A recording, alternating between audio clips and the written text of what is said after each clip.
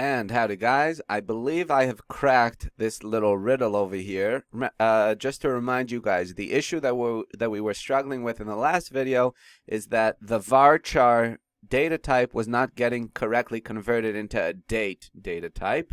And the issue was because within the data over here that we have, it's not XAMPP wasn't able to understand the format. So what I did over here within the Excel sheet itself is I highlight the column. I'll go into format. I'll go into text. Let's see, number, and then more formats, more date and time formats. And then I'll change it into this type of format, all right? On the one hand, we're losing the time aspect, but that's okay. Most people don't really need the time within their database. In this case, having the day is enough. All right, so, and also, this is a good example of not being a perfectionist. On the one hand, we know that XAMPP needs this data, this column, these date columns in a specific format. On the other hand, we're gonna end up losing our time data from the data, but that's okay. We just need to move forward and keep plugging on. So, and don't worry, at the end it's gonna be worthwhile. All right. So this is the data that MySQL understands: year, month, and day. I'm gonna press apply over here.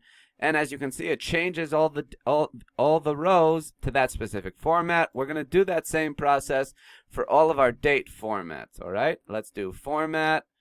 What kind of format do we want here? We want more date and time. Oh, wait a second. Do we have that date? Oh, there it is. Date time, 9/26. Maybe this will work.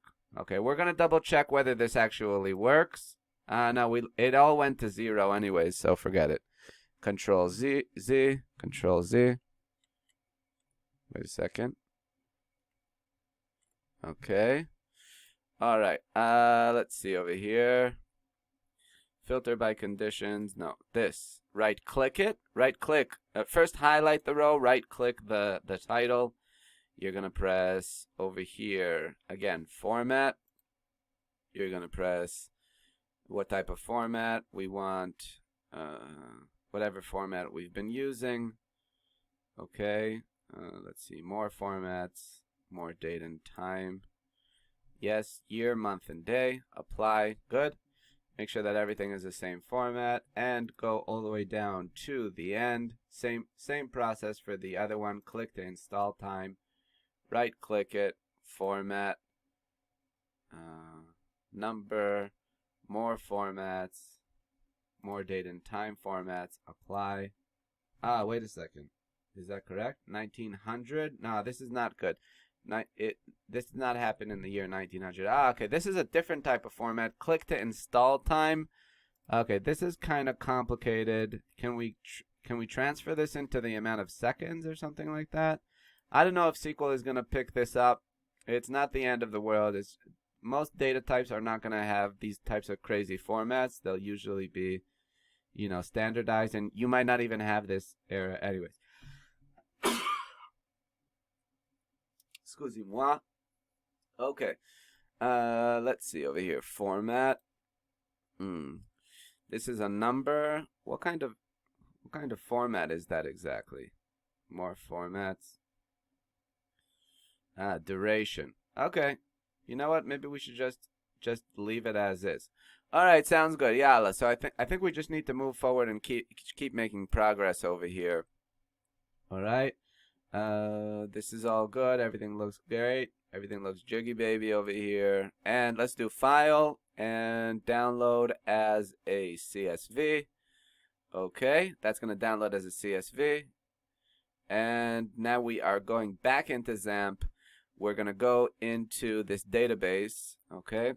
I created a new database while I was playing around or whatever. CSV to SQL demo, okay? You have this table. I want to drop this table because it's got the wrong data. I exported it and I uploaded it to this local database in the wrong format. So I drop all the tables. I do choose file.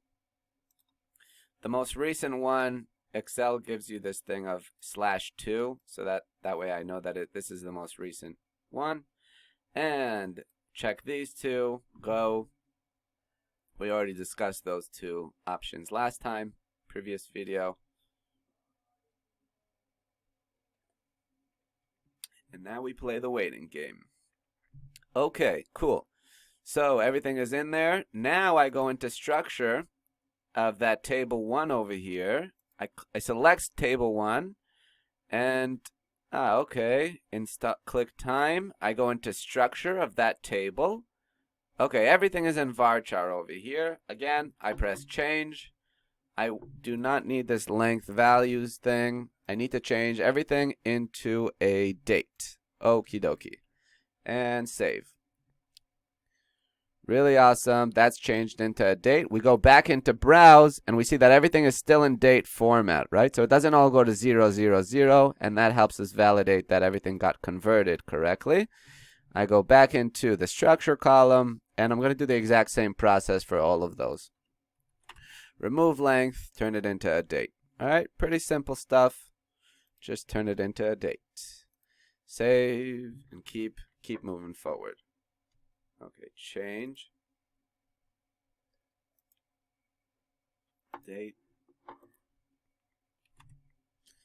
Okay, save.